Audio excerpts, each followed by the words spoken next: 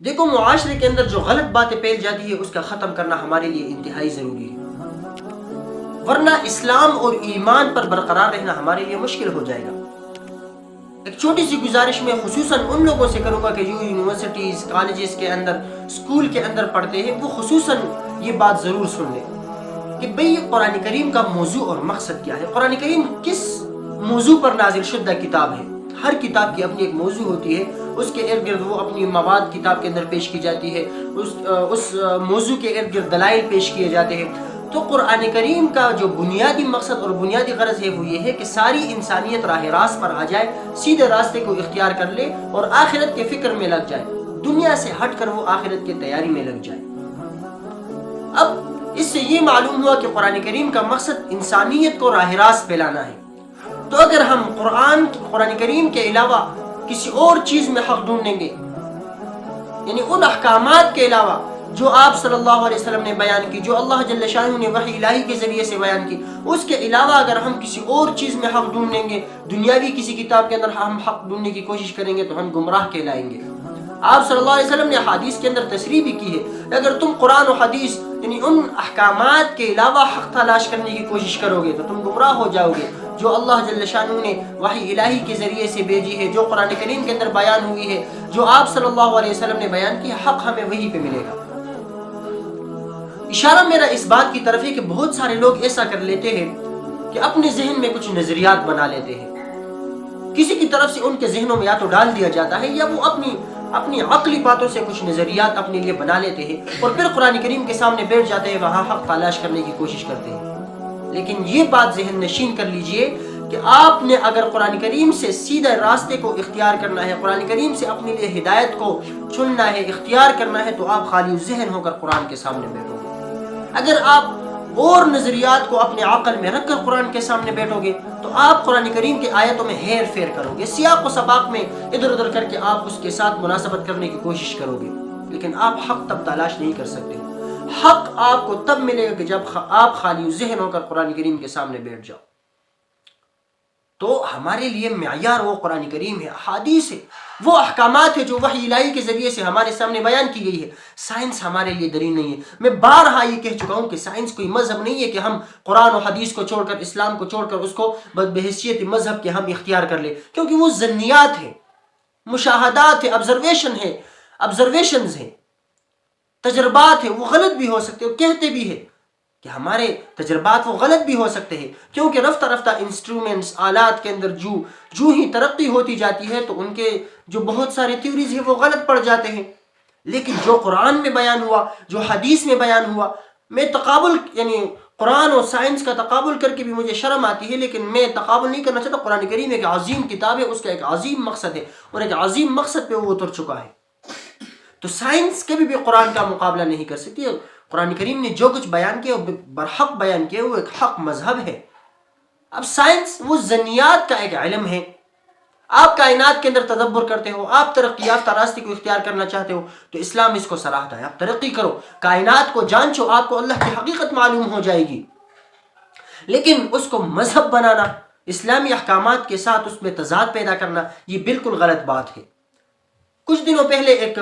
سائنسٹیفک ایک گروپ ہے، وہاں پر سائنسٹیفک کنورسیشنز ہوتی ہے، سائنسٹیفک باتیں وہاں پر ہوا کرتی ہے، تو ایک آدمی نے سوال کیا کہ کیا نظر بد حق ہے؟ نظر کے بارے میں ایک آدمی نے ایک عام سے سوال کیا، تو آگے سے جتنے بھی جوابات ان لوگوں کی طرف سے دیے گئے، سائنسٹیفک لوگوں کی طرف سے، اس فیلڈ کے لوگوں سے جتنے بھی جوابات دیے گئے وہ یہی تھے کہ یہ باطل نظریہ تھا، پرانے لوگوں کے فلسفے تھے، نظر کی کوئی بھی حقیقت نہیں ہے۔ حالانکہ یہ انتہائی غلط بات ہے۔ صریح احادیث کے اندر آپ صلی اللہ علیہ وسلم نے بیان کیا ہے کہ العین حق، نظر حق ہے۔ اب مجھے سوال کرنے والے پہ شرم آتی ہے، حیف تو اس پہ ہے کہ آپ نے کہاں لا کے یہ سوال کیا۔ اگر سائنس کے پاس ایسے اسباب نہیں ہے کہ وہ نظر بد کے یعنی حقیقت تک نہیں پہنچ سکتی ہے، تو اس کا مطلب تو یہ نہیں ہے کہ ہم اس کا انکار کر بیٹھے۔ ایک چیز ہمارے آنکھوں کے سامنے آ نہیں رہی ہے، ایک چیز اس کا مشاہدہ ہم نہیں کر پا رہے، ایک چیز ایسی ہے کہ جس کی حقیقت ہمارے سامنے موجود نہیں ہے، تو اس کا مطلب تو یہ نہیں ہے کہ وہ سرے سے ہے ہی نہیں۔ یہ کیسے ہو سکتا ہے؟ اب مثلا میں یہاں موجود ہوں، میں نے کبھی دریائے سندھ دیکھا نہیں ہے، تو میں تو یہ نہیں کہہ سکتا کہ بھئی دریائے سندھ موجود ہی نہیں ہے۔ اب نظر بد یہ اسلام کا ایک نظریہ تھا، اسلام نے بیان کر دیا اور بالکل برحق ہے، بحیثیت مسلمان ہونے کے ہمیں اس پر پورا یقین رکھنا چاہیے۔ اب سائنسٹفک ترازو میں اس کو رکھ کر اس کو توڑنا یہ انتہائی غلطی ہے۔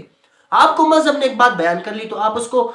بس یعنی اس کو مان جاؤ، آپ اپنے ایمان کو برقرار رکھو، اس پر جو چیز آپ صلی اللہ علیہ وسلم نے بیان کی، جو قرآن کریم کے اندر بیان کی گئی وہ بالکل برحق ہے۔